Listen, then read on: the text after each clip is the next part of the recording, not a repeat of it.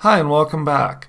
So now that you're getting a better handle on layer masks and what they do and how to use them, let's do another assignment.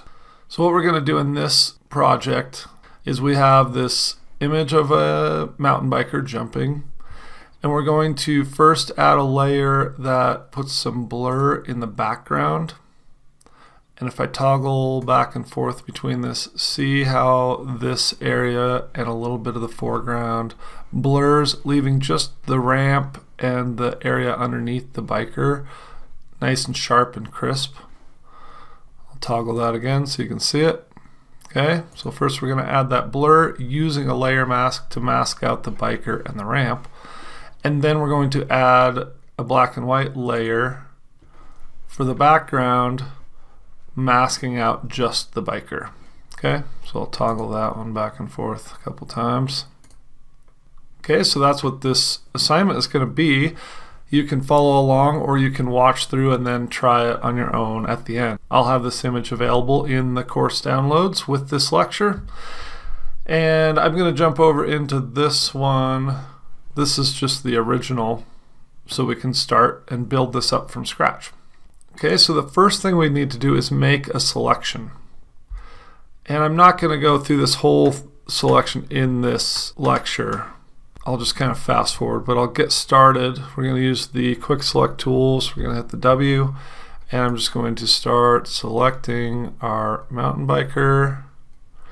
And you can see I can just work through this, work around the wheels, the tires, all through this.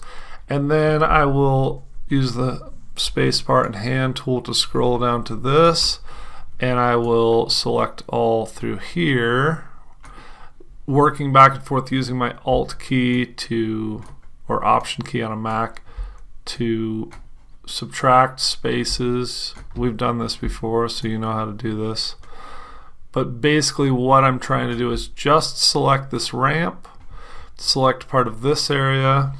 You scroll back out, select this outcrop here because you don't want that to be blurry, and then select around here. And because this will take a little bit of time to do the selections on this body, I'm not going to do all the detail. I'm going to use a preloaded selection. And I'll include this in the file for you, but I would encourage you to do the selection on your own, but I'm just going to preload a selection so that it doesn't take us forever. So I'm going to hit Control D to deselect everything. I'm going to go to my select drop down and say load selection. Make sure I'm in the correct document, layer masks, mountain biking, and then this one, final bike and jump, is the one that I want. Select that, click OK, and now we have a selection of the bike and the landing pad. And you can see this isn't perfect. We're going to go in and we're just going to soften these edges in the layer mask itself, and I'll show you that in just a second. But we make sure we're selected on our background. Oh, first I want to make a copy of this background, so I'll copy that, and then make sure you're selected on the copy. Make sure you have your selection active, and then go and click on a layer mask, and we create a layer mask. Now currently we basically have the background selected, so that's what's going to be masked off. We actually want to be masking off the bike and the ramp, so we need to do what? Control or Command I to invert it. There we go. And then we'll go in and modify this just a little bit to smooth it. And to make that even easier, what I'm going to do is I'm going to put the blur on first, and then you can modify it, and you'll see the results immediately as you change the mask. So we'll click on the image, and we're going to go up to filter. And I don't think I've shown you this before, so this is something new for you, but it's just a filter. You can do all kinds of things to your images using filters, but if you go to blur, a Gaussian blur is just a way to blur an image. So we click on Gaussian blur, and it asks you how much blur do you want, and you can see it's got a preview down here. So you see how The ramp is really crisp and this is really crisp, but all this other stuff is very blurry in the background, especially through here. So you can see in the preview that if I ramp this up, it's going to get super blurry, and see how this transition looks really unnatural. And frankly, you just wouldn't want it that blurry. You can see the sky is all distorted. So we wouldn't want it that blurry. And I had it set on 2.5, and that's just about right. So go for 2.5.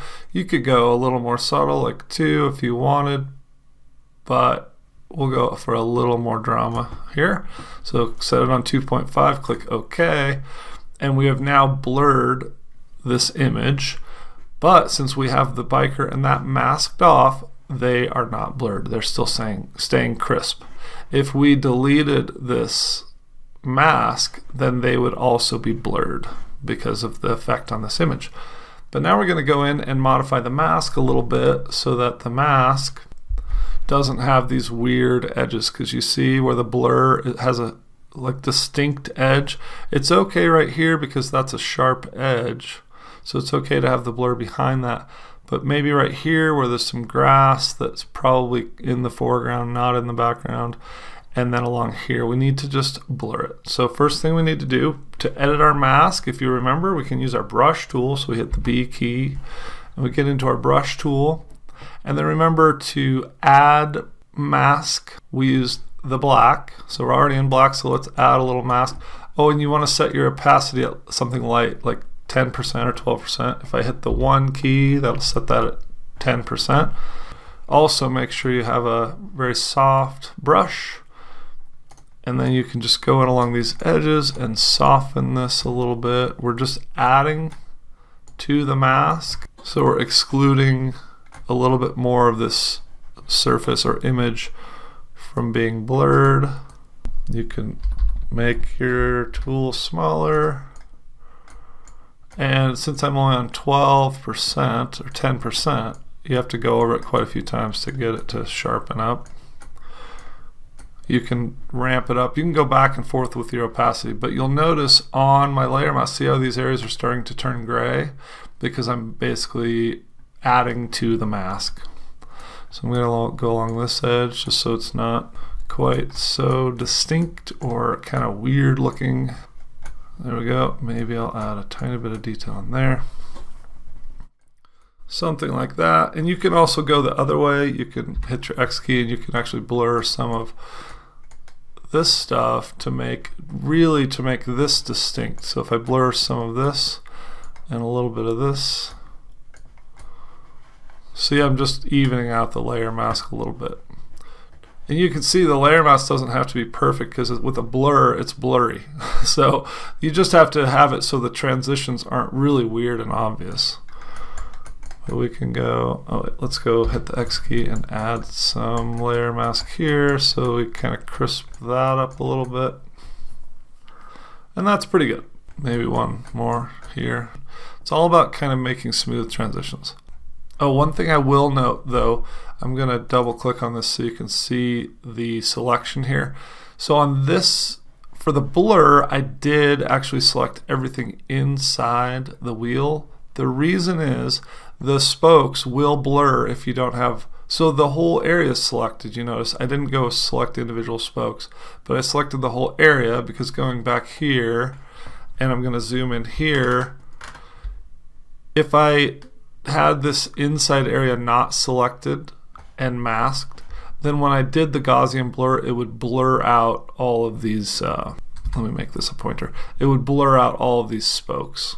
Okay, so by selecting the entire inside area of the wheel, I prevented it from getting blurred out.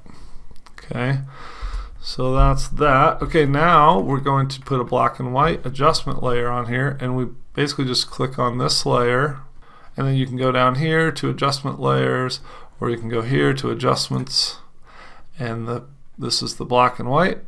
Click on that, and it creates a new adjustment layer, and it's making it black and white. Oh, except I forgot to load my selection first. So let's delete that black and white layer, grab it and delete it, And then I'm going to load my selection or make my selection just of the bike because that's what I want to keep in color. So I'm going to go select, load selection, and I have to take it from the PSD one and just the mountain bike, and OK. Okay, there it's loaded, and you notice now, if I scroll in, now the spokes are not selected because I don't want this, I want this sky in the background to go black and white so it doesn't have like some purple or pink while this is black and white. I'm going to hit Control-0 to make it full screen. And then now that we have that selected, I can add my adjustment layer. So I go to Adjustments, click on black and white. Now it's masked off the selection, and this is actually the inverse, which could be cool in and of itself if you just want to have a effect like that. But our goal here is to make the biker color. So we're going to make sure we're selected on the layer mask right here.